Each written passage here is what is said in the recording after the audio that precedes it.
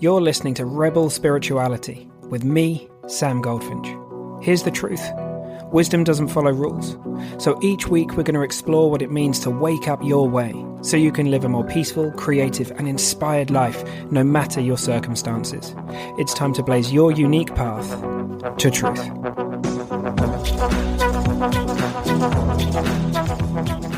Hey friend. So this week, I think this podcast is going to be called Letting the Dust Settle. If it's not, and if it's titled something slightly different, we're still going to be exploring that metaphor today because I think it's a really helpful one. And I'll share how. So when I was a kid, I grew up in the countryside. So I used to love running down farm tracks and seeing how far you could skid without falling on your ass or, falling over a lot of the time. But I'm sure we've all had that experience of walking down a dusty track and sort of like kicking your feet and the dust is coming up. And obviously the more you kick your feet, the more dust you get. And obviously, if you want the dust to settle, you have to stop kicking your feet, right?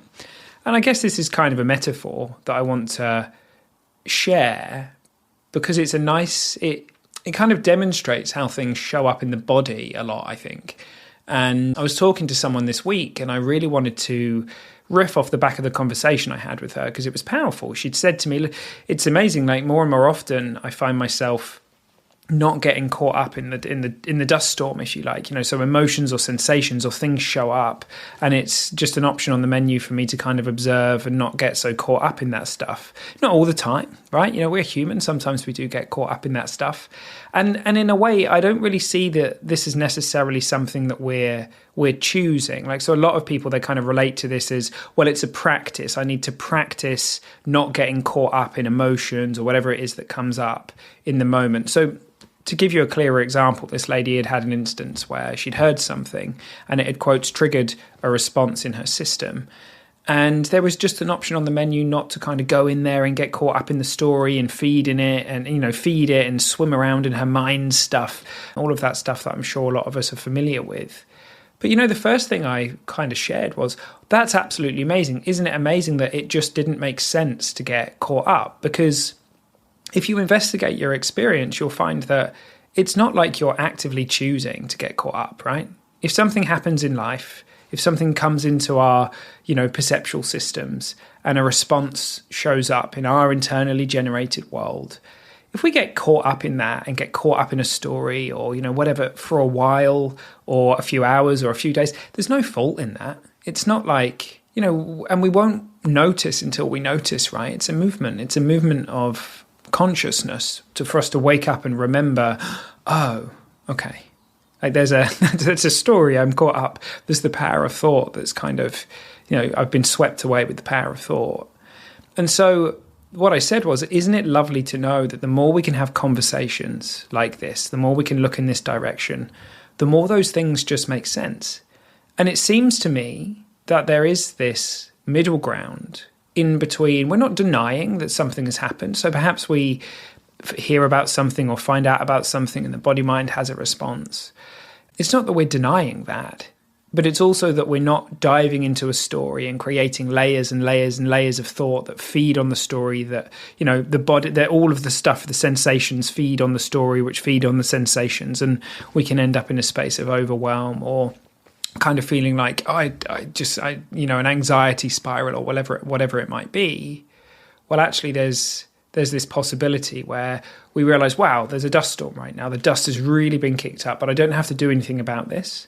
I can just do the things that make sense. I can go for a walk. I can breathe. I can forgive myself if I get caught up in my thinking for a little while. It's fine. It's okay. And I don't have to respond or take action from that space because that's something in my experience that I used to do, and I think a lot of people do, is we can't see properly, we've got dust in our eyes, or we're really caught up in the sensations and the emotions, and we tend to react or, lash out or lead with anger or whatever it might be.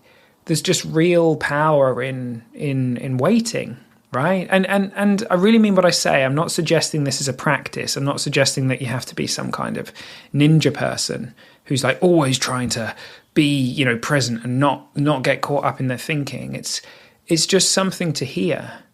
And what if it's really, really valuable to spend less time caught up? What if it's really valuable to be here knowing, just knowing this, and things are appearing, things might be showing up in the body mind, and that's okay. There's nothing wrong with that. It's what's been created. But if we don't kind of grab onto it or think loads about it or around it, which locks it in place, it will move in its own time and something else will be created. That's how it works. And it's just, to me, it's sort of, I know the feeling of insight, or the feeling of being more settled when I can see more clearly, when the dust has settled. And I don't think there's any danger in that. More and more often in my life these days, I find myself going for a walk or taking a pause, literally or metaphorically, really just taking my time with stuff that I probably would have rushed into with a real sense of urgency before. So yeah, again, nothing to do, not some kind of practice, just something to hear.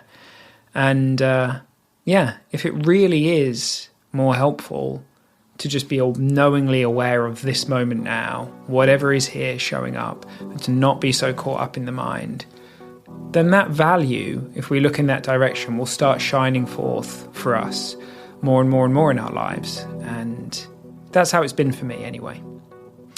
All right, Rebel. I hope you have a lovely day. Thanks for tuning in and being here with me.